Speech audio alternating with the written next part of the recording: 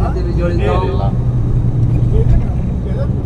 এবং মদিনায় যেভাবে জান্নাতুল বাকি আছে, বাকিউল বরকাত, এরকম এখানে আল মুআল্লা, জান্নাতুল মুআল্লা কবরস্থান, অনেক সাহাবীদের কবর এখানে আছে।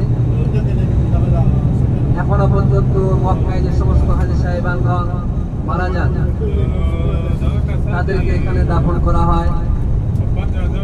সেই কবরস্থানটা আমরা দেখব। সাথে সাথে এরপরে আমরা যেটাতে যাবো সেটা হলো মসজিদুল জিন। মসজিদুল জিন, জিন মসজিদ।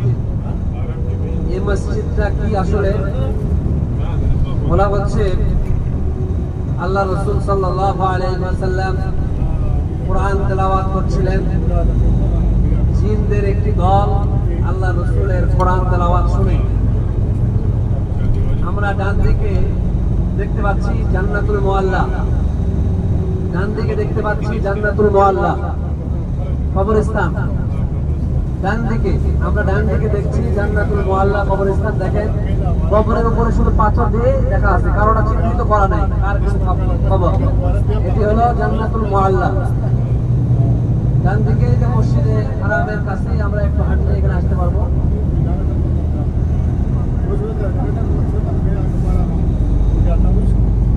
তো আমরা যেটা বলছিলাম মসজিদুল জিন, তো তারা এসে এখানে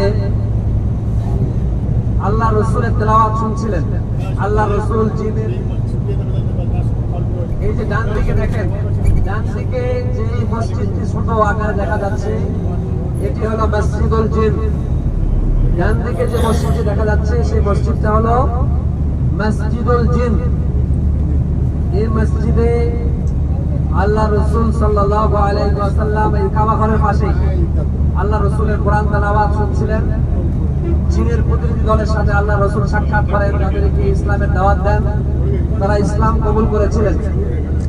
যেটির এই জিনদের কিছু আলোচনা সূরা জিন 29 নম্বর পারা 12 নম্বর পৃষ্ঠা থেকে, হাফেজি কোরআন শরীফের 12 নম্বর পৃষ্ঠা থেকে যে এই সূরা শুরু হয়েছে, সূরাতুল জিন, ওই সূরাতে আমরা জিনের কিছু আলোচনা দেখতে পাই, আলোচনা সেখানে আছে।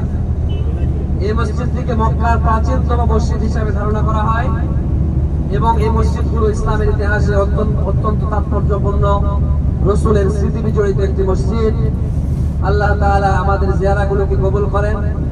সামনেই মসজিদ হারাম আমরা দেখতে পাচ্ছি।